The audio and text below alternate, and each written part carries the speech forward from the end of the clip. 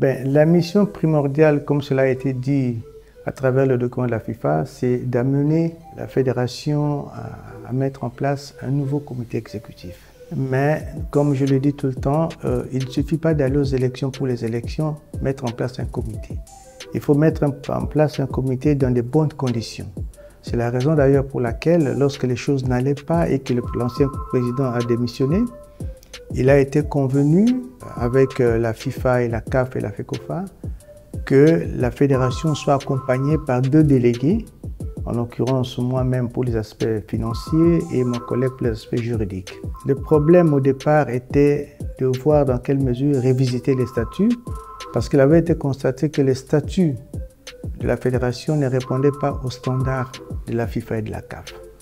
Donc le premier travail que nous avions à faire, c'était de revisiter les statuts, et nous avions à l'époque associé l'ensemble des corporations qui tournent autour du football, les arbitres, les anciens joueurs, les entraîneurs, les formateurs, pour leur demander qu'est-ce qu'ils reprochaient aux anciens statuts et quelles améliorations ils voulaient que nous puissions intégrer dans ces statuts. Ce travail a été fait et a abouti à l'adoption des nouveaux statuts que nous avons actuellement, qui est une œuvre humaine. Il y a certainement des améliorations à faire encore, mais l'essentiel a été fait. Pour le moment, l'ensemble des corporations de football se retrouvent dans l'Assemblée générale et ont une voix prépondérante dans les décisions qui devraient être prises au sein de l'Assemblée générale de la Fédération. Ça, c'est une partie des objectifs que nous avions à faire. Mais il y a aussi la gouvernance. Nous sommes arrivés, une des raisons pour laquelle on a retiré la gestion financière à l'ancien comité, c'est parce qu'on s'était rendu compte que la gouvernance n'était pas faite comme cela se doit suivant les standards internationaux. Et nous avons donc mis à contribution notre petit savoir pour remettre en ordre cette gouvernance. Nous ne disons pas que nous sommes des experts plus intelligents que d'autres, mais quand nous arrivons quelque part, nous regardons d'abord l'existant, nous avons regardé ce qui existait, si ça a été conduit et fait dans les normes. Et nous avons analysé et nous avons pris ce qui était bon pour continuer avec et améliorer ce qui pouvait l'être. C'est dans ce cadre-là qu'au niveau de la gouvernance, nous avons mis en place un manuel de procédures pour que chacun sache qu'est-ce qu'il faut faire, qu'est-ce qu'il doit faire. Il y a dans ce manuel des job descriptions où chaque entité, chaque personne dans l'association devrait savoir ce qu'il avait à faire. Nous avons mis en place des procédures de gestion au niveau de la gestion des charrois, au niveau de la gestion des fournitures de bureaux et tout ce qui tourne autour de la gestion pour une bonne gouvernance. C'est ce que nous avons fait. Nous avons également mis en place un nouvel organigramme. Tout cela, nous avons fait ça lorsque nous étions encore délégués FIFA-CAF. Mais nous n'avons pas pu les implémenter à l'époque parce qu'avec l'ancien comité, nous n'avons pas tous les pouvoirs pour le faire. Dès lors que nous sommes devenus comité de normalisation, nous sommes maintenant en train d'implémenter tout ce que nous avions préparé avant pour voir comment aller dans de bonnes conditions, de façon à ce que lorsque nous arriverons aux élections, ceux qui viendront après nous puissent trouver quand même une base de travail, de gouvernance qui est aisée, avec une comptabilité informatisée, avec des inventaires bien faits pour le patrimoine, de façon à ce que la suite se fasse dans de bonnes conditions. Nous sommes mis également à mettre en place ce que nous avons pensé être utile pour la fédération, parce qu'il a été constaté que la fédération ne vivait exclusivement que des financements de la FIFA et de la CAF, pour une somme avoisinant plus ou moins 1 million pour toute l'année. Et le sponsor officiel qui est le gouvernement pour ce qui concerne les équipes nationales lors des déplacements. Pour nous, c'était insuffisant pour qu'une grande fédération comme la nôtre puisse être, comment dirais-je, être amenée à travailler seulement sur le fonds des bailleurs.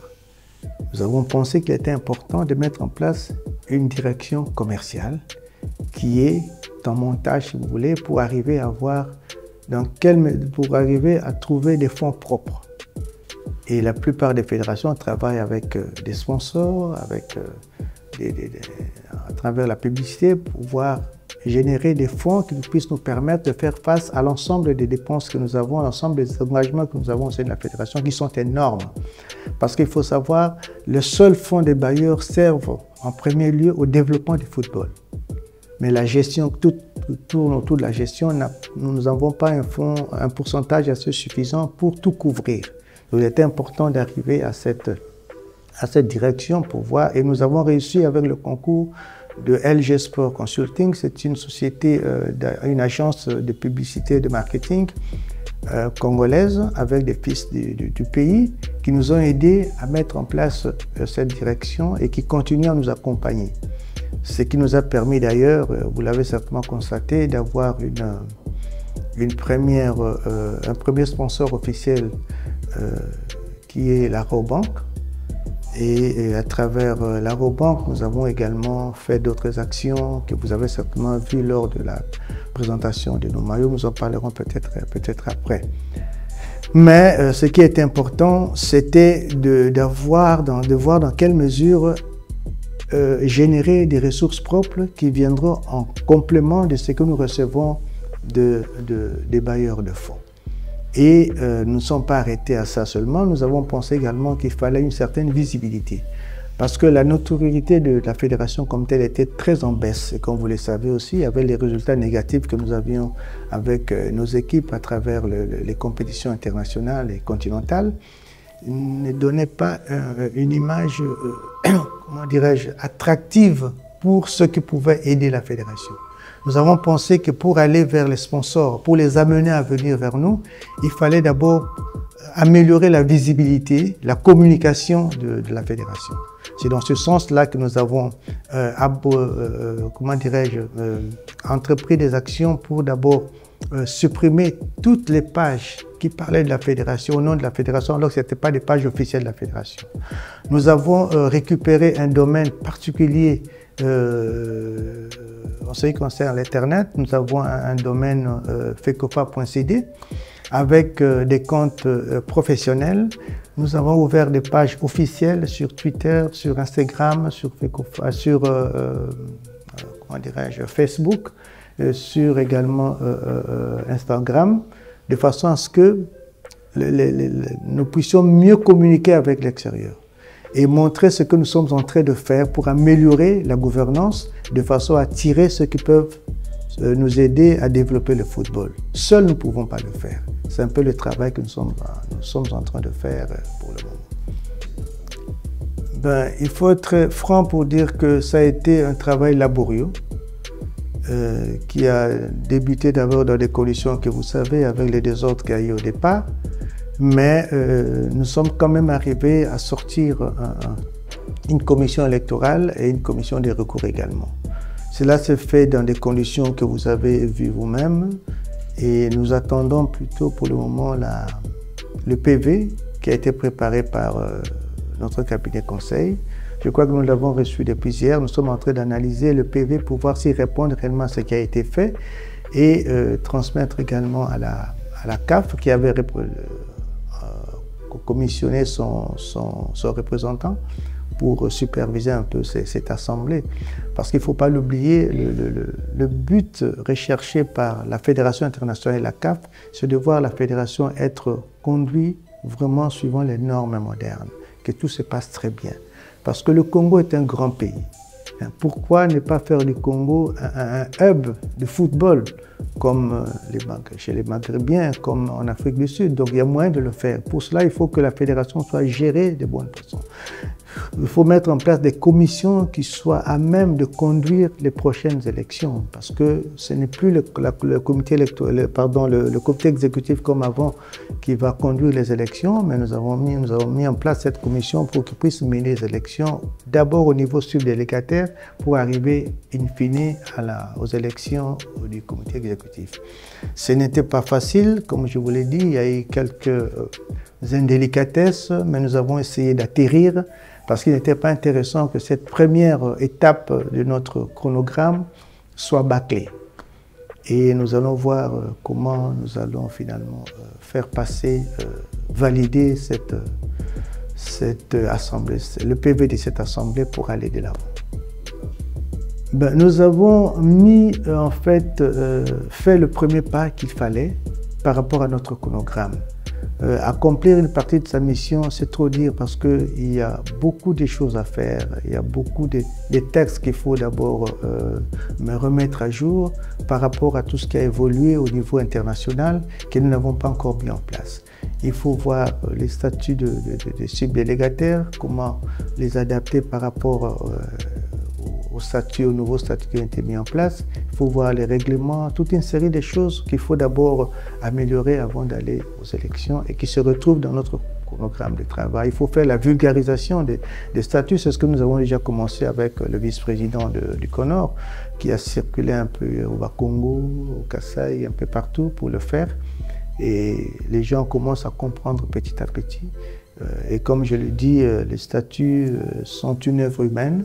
Il y a certainement des remarques que nous avons reçues de gauche à droite, mais on aura l'occasion, ou bien le nouveau comité qui viendra aura l'occasion de voir, là il faut améliorer, on devra les améliorer.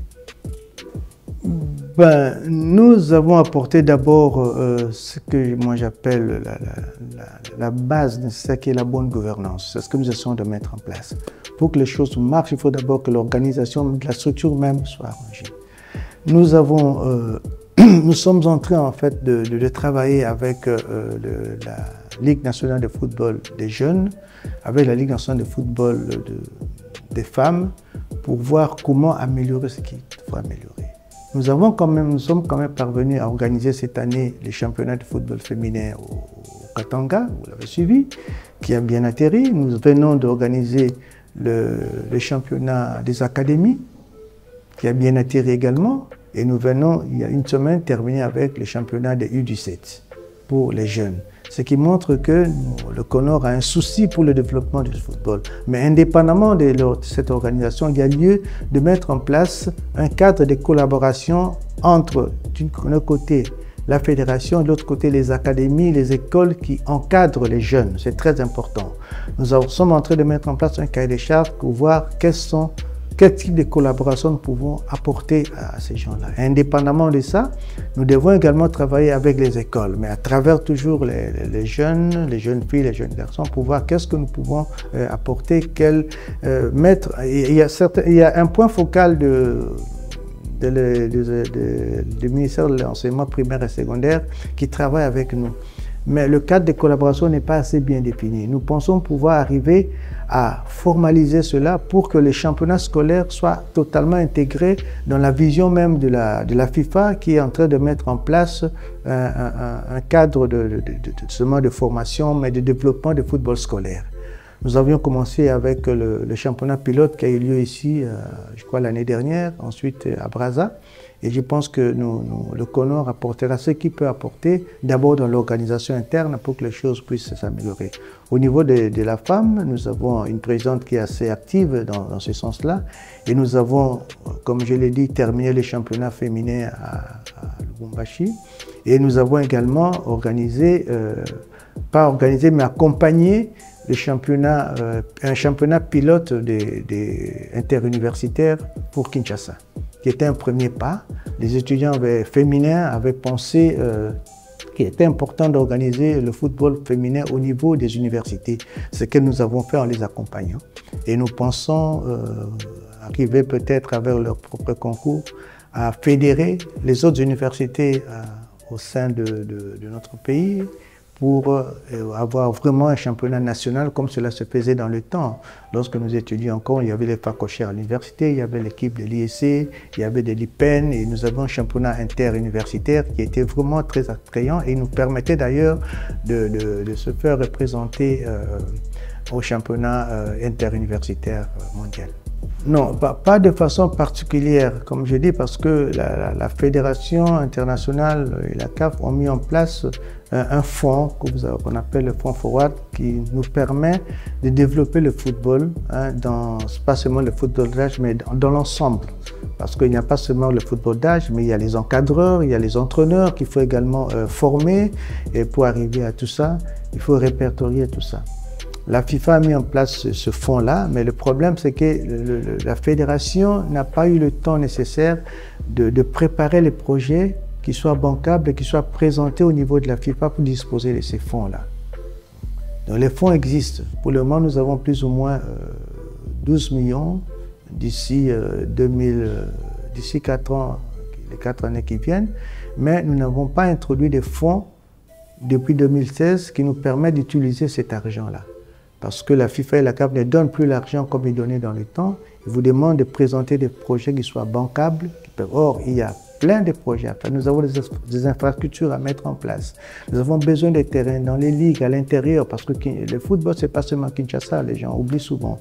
Il faut voir, nous sommes en train de réfléchir déjà avec ceux de Kinshasa, on a répertorié un peu les terrains pour voir dans quelle mesure on peut les rendre praticables, ne fût-ce que pour le football des jeunes, ne fût-ce que pour le football de division inférieure. À l'intérieur, nous avons demandé aux ligues de nous communiquer les dispositions d'infrastructures qui se trouvent d'abord chez eux pour le moment, à qui ça appartient, pour voir qu'est-ce que nous pouvons apporter comme